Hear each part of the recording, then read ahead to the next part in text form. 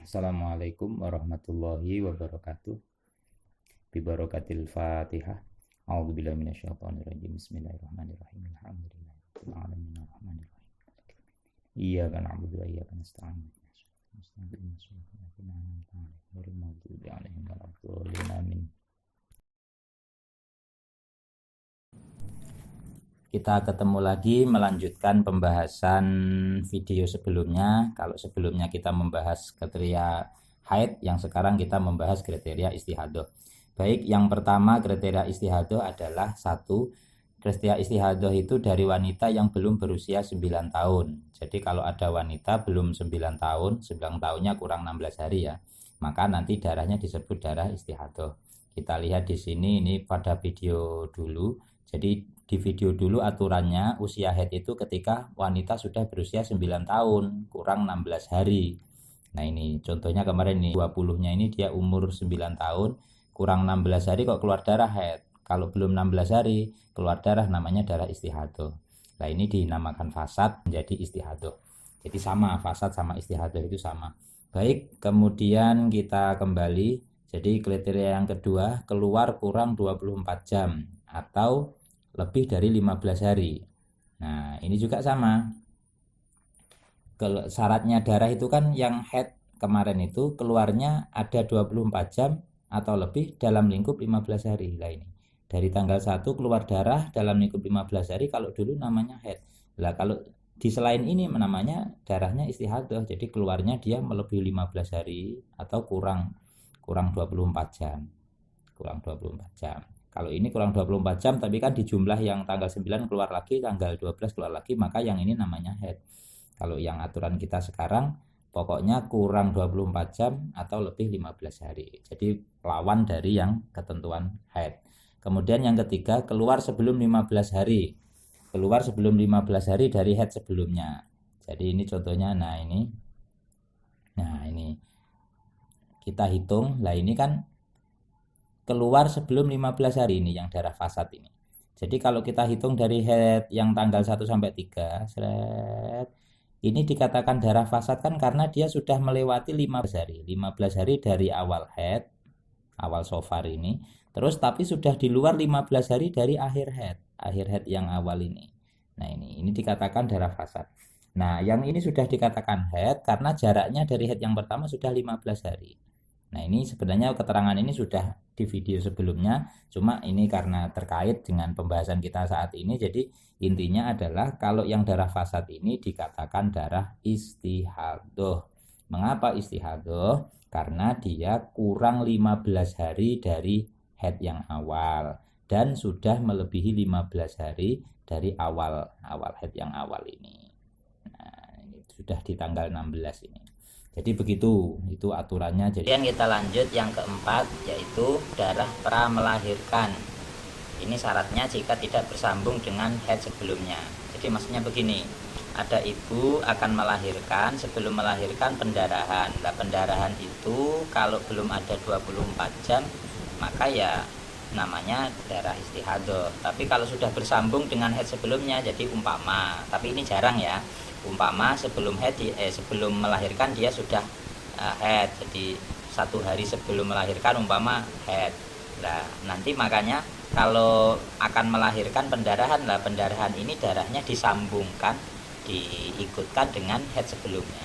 Tapi kalau jika sebelumnya tidak ada haid, maka yang darah pra melahirkan ini namanya istihadah. Jadi begitu maksudnya. Keterangan yang pertama, darah istihadah ini disebut darah yang keluar tidak normal. Jadi beda dengan darah haid. Kalau haid itu darah yang normal. Ini referensinya silahkan nanti dibaca sendiri, tepatnya di hasiah ini. Kalau yang haid wasyar'an damu jibilatin. Secara syarak haid itu darah yang memang watak wanita atau tabiat atau memang normalnya begitu. Dan istihadah damu ilatin. Istihadah itu darah penyakit. Dikatakan penyakit karena ya dia melebihi 15 hari, jadi nggak normal, atau kurang dari 24 jam, jadi ya dikatakan nggak normal. Baik, kita lanjut. Yang B, kriteria di atas mengacu pada pernyataan Sayyidina Ali dan Atok bin Abi Robah dan ulama lainnya. Atok bin Abi Robah itu adalah sosok ahli fikih zaman tabi'in, ini muridnya Ibnu Abbas ya, muridnya Ibnu Abbas. Nah, pernyataan para ulama ini bukan syariat, makanya oleh Imam Syafi'i dikukuhkan dengan istiqra.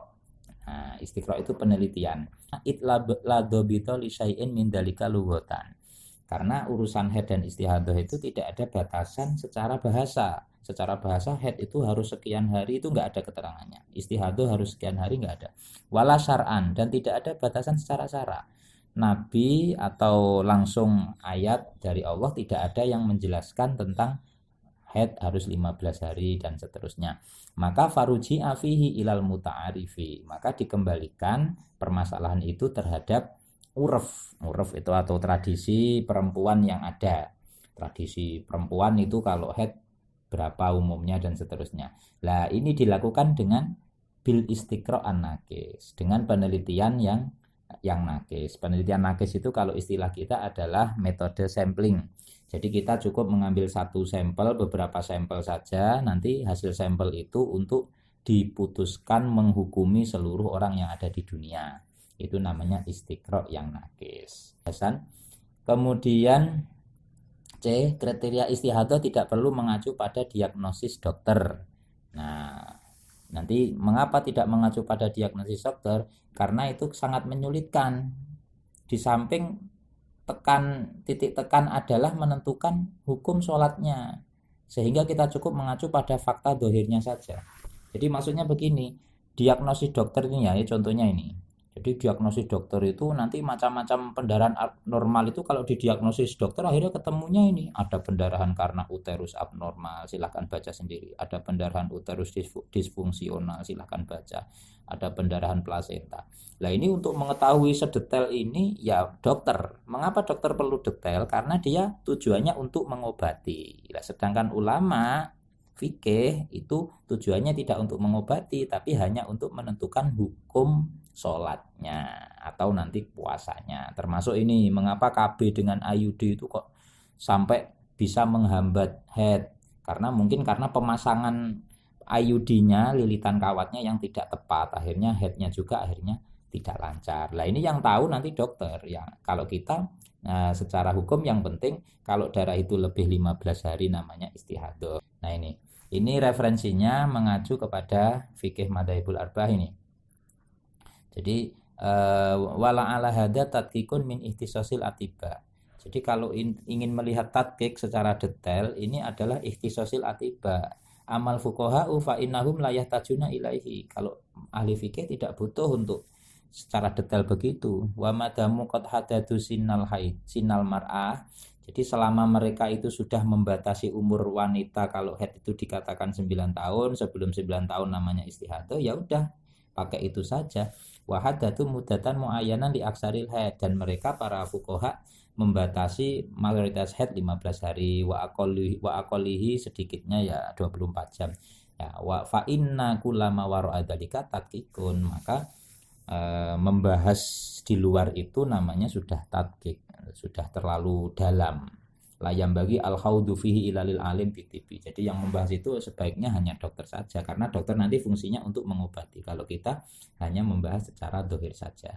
Nah ini di samping itu di metode istiqra ini dalam kitab al-ibhaj ini, istiqra itu mengikat, wal amal bihi lazimun. Alasannya liqauli sallallahu alaihi wasallam nahnu nahkumu bidohir. Jadi menurut Nabi kita itu menghukumi secara syariat, menghukuminya secara dohir saja. Jadi tidak perlu seperti dokter, karena dokter fungsinya untuk mengobati. Jadi dia nggak bisa secara dohir menganalisa secara dohir. Jadi harus mendalam. Tapi kalau secara syariat Nabi sudah berpesan nahnu nahkumu bidohir. Kita membahas secara dohir saja. Jadi demikian, kita lanjut pada pertemuan berikutnya insya Allah. Dari kami cukup sekian. Assalamualaikum warahmatullahi wabarakatuh.